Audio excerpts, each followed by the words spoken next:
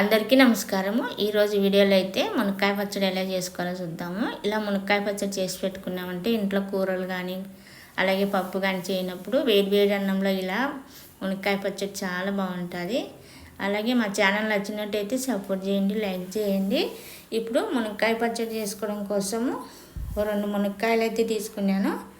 మునక్కాయలు కడిగి నీళ్ళతో తుడిచి పెట్టుకోవాలి.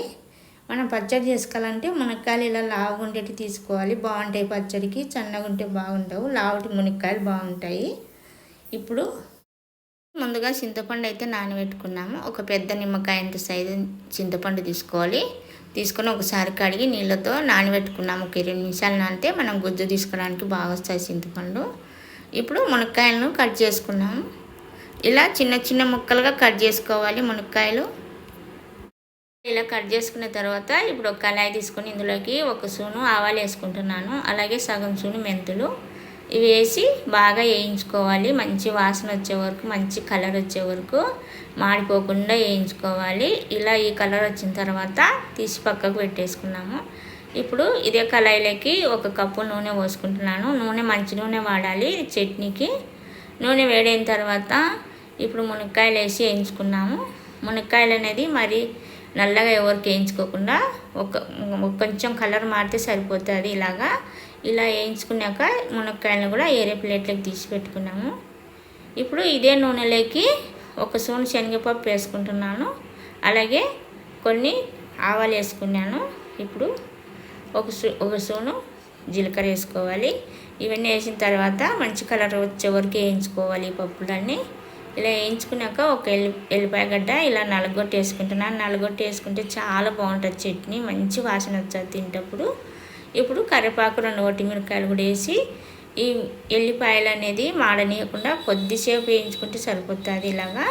ఇప్పుడు ఇందులోకి ముందుగా నానబెట్టుకునే చింతపండు ఇలా పిసికి తొక్కలేం లేకుండా వడగొట్టుకోవాలి.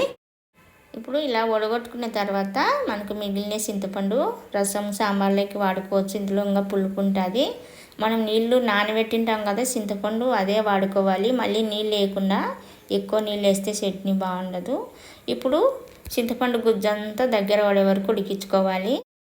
చట్నీ ఒకసారి చేసి చూడండి, చాలా బాగా వస్తుంది ఇదే కొలతలతో.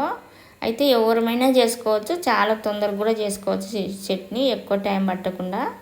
ఇప్పుడు చింతపండు గుజ్జంతా దగ్గర పడినాక గ్యాస్ ఆఫ్ చేసి ఒక గిన్నె తీసుకొని నేను తీసుకునే మునక్కాయలకు 2 స్పూన్ల కారం వేసాను. అలాగే 1.5 స్పూను ఉప్పు వేసుకుంటున్నాను. ఇప్పుడు ఇందులోకి మనం ఆడించుకునే మసాలా కూడా ఇందులోకి వేసేద్దాం. మెంతులు అవి ఆడించాం కదా, వేసి ఇవన్నీ బాగా కలిసేలా కలుపుకోవాలి. ఒకసారి ఇలా కలిపిన తర్వాత వేయించిన మునక్కాయలు కూడా ఇందులోకి వేసుకొని ఈ మునక్కాయలకు కూడా ఉప్పు కారం అనేది పట్టేలాగా ఇలా కలుపుకోవాలి. ఇలా కలుపుకున్న తర్వాత ఇప్పుడు ఇందులోకి చింతపండు గుజ్జు కూడా కొంచెం చల్లగా అయింది, ఇందులోకి వేసేసుకున్నాము. చింతపండు గుజ్జు ఇందులోకి వేసి బాగా కలిసేలాగా ఇలా కలుపుకోవాలి. ఇలా బాగా కలిపేసి ఒక్కరోజు మగ్గనిచ్చుకున్నామంటే మనకు మరుసటి రోజు నుండి తినడానికి చాలా బాగుంటుంది పచ్చడి.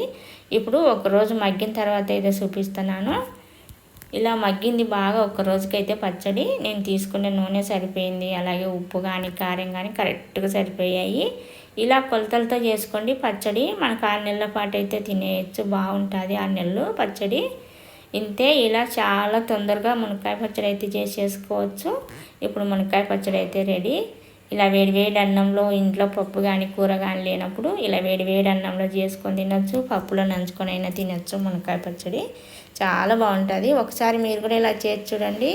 అలాగే పచ్చడి నచ్చినట్టయితే మా ఛానల్ సపోర్ట్ చేయండి, లైక్ చేయండి, షేర్ చేయండి.